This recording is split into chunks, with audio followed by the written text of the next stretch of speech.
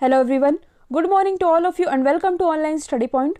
दोस्तों, आज है 21 जून और आज की इस वीडियो में हम 21 जून से रिलेटेड करंट अफेयर के सभी इंपॉर्टेंट क्वेश्चन को कवर करेंगे, इसलिए वीडियो को लास्ट तक देखिएगा। और यदि आप लोगों को इस वीडियो की पीडीएफ चाहिए तो आप हमारा टेलीग्राम चैनल भी ज्वाइन कर सकते हैं, जिसकी लिंक डिस्क्रिप्शन बॉक्स में दी हुई है। और यदि आप चैनल पर नए हैं तो चैनल को सब्सक्राइब कर लीजिए, साथ ही बेल आइकन दबाना बिल्कुल मत भूलिएगा, ताकि आप लोगों को हमारे किसी भी नए वीडियो की नोटिफिकेशन सबसे पहले मिल सके। और मैंने आप लोगों को कल भी बताया था कि कल यानी कि संडे के दिन ऑनलाइन स्टडी पॉइंट के द्वारा जीके के यानी कि सामान्य ज्ञान के 500 मोस्ट इंपॉर्टेंट क्वेश्चन का एक वीडियो अपलोड होने वाला है शाम को 7 बजे। और इस एक ही वीडियो में जीके के 500 क्वेश्चन कवर कराए जाएंगे, तो ये वीडियो आप देखना बिल्कुल मत भूलिएगा। तो चलिए स्टार्ट करते हैं हमारा पहला क्वेश्चन। हाल ही में विश्व शरणार्थी दिवस ये कब मनाया गया है, यानी कि वर्ल्ड रिफ्यूजी डे। तो ये भी हाल ही में मनाया गया है 20 जून को। और ये दिवस क्यों मनाया जाता है, यानी कि इस दिवस को मनाए जाने का पर्पस क्या है। तो देखिए, जो शरणार्थी होते हैं, शरणार्थियों का समाज के प्रति जो भी कंट्रीब्यूशन है उसे याद करने के उपलक्ष्य में ये दिवस मनाया जाता है। और इस बार जो वर्ल्ड रिफ्यूजी डे मनाया गया है, इसकी थीम क्या रही थी, तो इसकी थीम थी एवरी एक्शन काउंट्स। तो थीम भी आप याद रखेंगे। अच्छा, यहाँ पे जो टर्म लिखा है रिफ्यूजी, या इसे आप कहते हैं शरणार्थी, इसकी डेफिनेशन क्या है। देखिए, जो यूनाइटेड नेशन है यानी कि संयुक्त राष्ट्र, इसने 1951 में शरणार्थी की यानी कि रिफ्यूजी की एक परिभाषा दी थी। और यूनाइटेड नेशन के अनुसार जो रिफ्यूजी हैं ये वे व्यक्ति होते हैं जो कि जाति, धर्म, नेशनलिटी, या इसे आप कह सकते हैं राष्ट्रीयता, या किसी अन्य उत्पीड़न के कारण अपने घर या देश से भाग जाते हैं, वे कहलाते हैं रिफ्यूजी। और ये जो वर्ल्ड रिफ्यूजी डे है ये मनाया जाता है यूनाइटेड नेशन के द्वारा। यूनाइटेड नेशन की यदि हम बात करें तो स्थापना हुई थी 24 अक्टूबर 1945 को, और इसलिए 24 अक्टूबर को हम मनाते हैं यूनाइटेड नेशन डे के रूप में। हेडक्वार्टर कहाँ स्थित है, न्यूयॉर्क में। प्रेजेंट टाइम में इसके हेड कौन है, तो ये हैं एंटोनियो गुटेरस। और एंटोनियो गुटेरस ये बिलोंग करते हैं पुर्तगाल से। यूनाइटेड नेशन की कुल मेंबर कंट्रीज़ है 193, और जो 193rd मेंबर कंट्री है ये है दक्षिणी सूडान। तो ये भी आप याद रखेंगे। अब यदि हम बाकी ऑप्शन को डिस्कस करें तो 14 जून को मनाया गया है वर्ल्ड ब्लड डोनर डे, जिसकी थीम रही थी सेव ब्लड सेव लाइव्स। 16 जून को मनाया गया है international day of family remittance. और 18 जून को मनाया गया है सस्टेनेबल गैस्ट्रोनॉमी डे। और अब 20 जून को मनाया गया है वर्ल्ड रिफ्यूजी डे। तो ये सभी आप याद रखेंगे। नेक्स्ट है, हाल ही में किस केंद्रीय मंत्री ने R&D पोर्टल सत्यभामा लॉन्च किया है। तो देखिए, ये पोर्टल अभी हाल ही में लॉन्च किया गया है प्रहलाद जोशी जी के द्वारा। और यहाँ पर जो ये पोर्टल लिखा है सत्यभामा, यहाँ पर इसकी फुल फॉर्म बनती है। फुल फॉर्म है साइंस एंड टेक्नोलॉजी योजना फॉर आत्मनिर्भर भारत इन माइनिंग एडवांसमेंट, ये है इसकी फुल फॉर्म।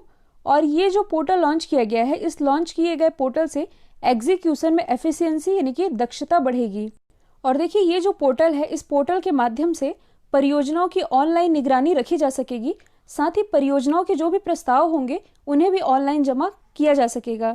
और इसी पोर्टल को लॉन्च किया है प्रहलाद जोशी जी ने। यदि हम बात करें प्रहलाद जोशी जी की, जो कि प्रेजेंट टाइम में हमारे कोल एंड माइन मिनिस्टर हैं, इनकी कॉन्स्टिट्यूंसी क्या है, धारवाड़ कर्नाटक। यदि हम बात करें प्रहलाद सिंह पटेल की, जो कि प्रेजेंट टाइम में हमारे टूरिज्म मिनिस्टर हैं, इनकी कॉन्स्टिट्यूंसी है दमोह मध्य प्रदेश। और इनके द्वारा भी हाल ही में इंडियन कल्चर पोर्टल लॉन्च किया गया है। यदि हम बात करें रमेश पोखरियाल जी की, तो ये प्रेजेंट टाइम में हमारे HRD मिनिस्टर हैं, इनकी कॉन्स्टिट्यूंसी है हरिद्वार उत्तराखंड। और इनके द्वारा भी हाल ही में कर्तव्य पोर्टल और युक्ति पोर्टल लॉन्च किया गया है। और युक्ति पोर्टल की मैंने आप लोगों को फुल फॉर्म भी बताई थी, young India combating covid with knowledge technology and innovation, ये है युक्ति पोर्टल की फुल फॉर्म। नरेंद्र सिंह तोमर जी, जो कि प्रेजेंट टाइम में हमारे केंद्रीय कृषि मंत्री हैं, इनकी कॉन्स्टिट्यूंसी क्या है, मुरैना मध्य प्रदेश। और इनके द्वारा भी हाल ही में किसान रथ मोबाइल ऐप लॉन्च किया गया है। तो ये सभी आप याद रखेंगे। नेक्स्ट है, हाल ही में किस राज्य ने नीट की परीक्षा को पास करने वाले छात्रों को 10% का आरक्षण देने की घोषणा की है। तो देखिए, ये घोषणा की गई है अभी हाल ही में तमिलनाडु गवर्नमेंट के द्वारा। और जो ये स्कीम है ये गवर्नमेंट इंस्टीट्यूट में पढ़ने वाले स्टूडेंट के लिए है। जो स्टूडेंट नीट की परीक्षा को क्वालिफाई करेंगे उन्हें 10% का रिजर्वेशन दिया जाएगा तमिलनाडु गवर्नमेंट के द्वारा। देखिए, ये जो एग्ज़ाम है ये मेडिकल के स्टूडेंट देते हैं, नीट की फुल फॉर्म होती है national eligibility cum entrance test, और इसी पर 10% का आरक्षण देने की घोषणा की है तमिलनाडु गवर्नमेंट ने। तो मैप में देख लेते हैं तमिलनाडु की लोकेशन, ये किन किन राज्यों के साथ बॉर्डर शेयर कर रहा है। मैप थोड़ा ब्लर हो गया है। तो देखिए तमिलनाडु की यदि हम बात करें तो राजधानी क्या है, चेन्नई, और इसी चेन्नई में हेडक्वार्टर स्थित है टीवीएस का, जिसके ब्रांड एम्बेसडर हैं महेंद्र सिंह धोनी, मुख्यमंत्री हैं पिनरई विजयन, गवर्नर है आरिफ मोहम्मद खान। यहाँ से लोकसभा सीटें आती हैं 39, जबकि राज्यसभा सीटों की संख्या है कुल 18। यदि आप करंट से रिलेट करेंगे तो कुछ समय पहले ही तमिलनाडु के डिंडीकुला ताला और कडांगी साड़ी को जीआई टैग दिया गया है।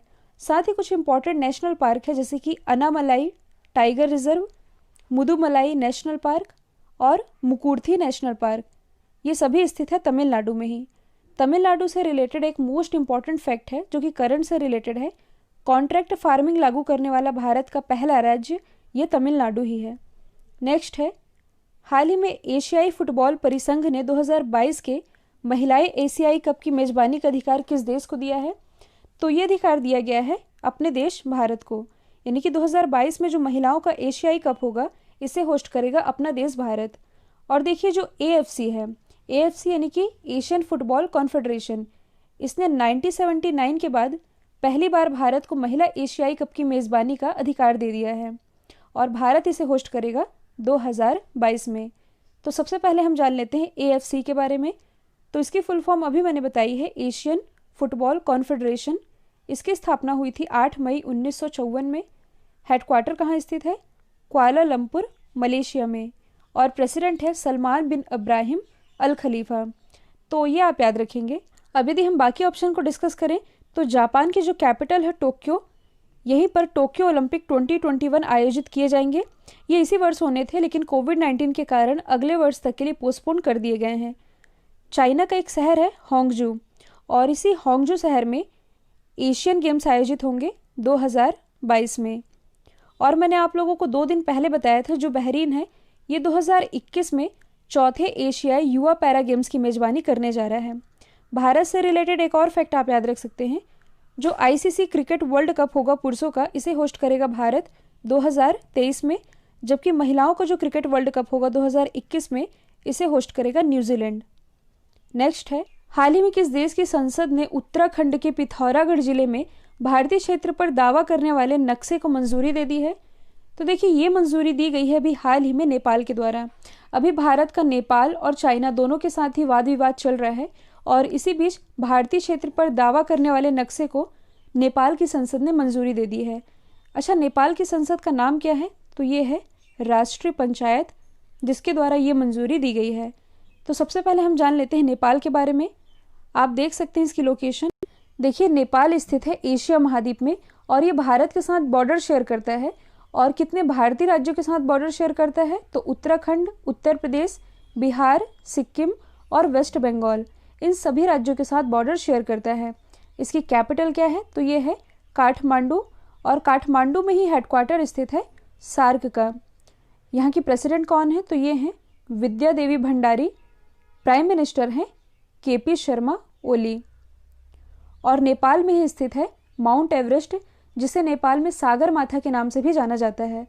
और यदि आप करंट से रिलेट करेंगे तो देखिए दिसंबर 2019 की बात है, जो दक्षिण एशियाई खेल आयोजित किए गए थे ये नेपाल में ही आयोजित किए गए थे, जिसमें कि टॉप किया था भारत ने, दूसरे स्थान पर रहा था नेपाल, और तीसरे स्थान पर रहा था श्रीलंका। साथ ही भारत और नेपाल के बीच एक एक्सरसाइज होती है जिसका नाम है सूर्य किरण, तो ये भी आप याद रखेंगे। नेक्स्ट है, हाल ही में राष्ट्रीय लोक वित्त एवं नीति संस्थान, इसका चेयरमैन किसे नियुक्त किया गया है? तो ये भी हाल ही में नियुक्त किए गए हैं उर्जित आर पटेल, जो कि आरबीआई के पूर्व गवर्नर रह चुके हैं, और इन्होंने स्थान लिया है विजय केलकर जी का। तो सबसे पहले हम जान लेते हैं NIPFP के बारे में। तो यहाँ पर इसकी फुल फॉर्म बनती है national institute of public finance and policy. इसकी स्थापना हुई थी 1976 में। हेडक्वार्टर स्थित है नई दिल्ली में। और देखिए जो NIPFP है ये वित्त मंत्रालय के अंतर्गत एक स्वायत्त अनुसंधान संस्थान यानी कि एक ऑटोनोमस रिसर्च इंस्टीट्यूट है, और इसी के चेयरमैन बने हैं उर्जित आर पटेल।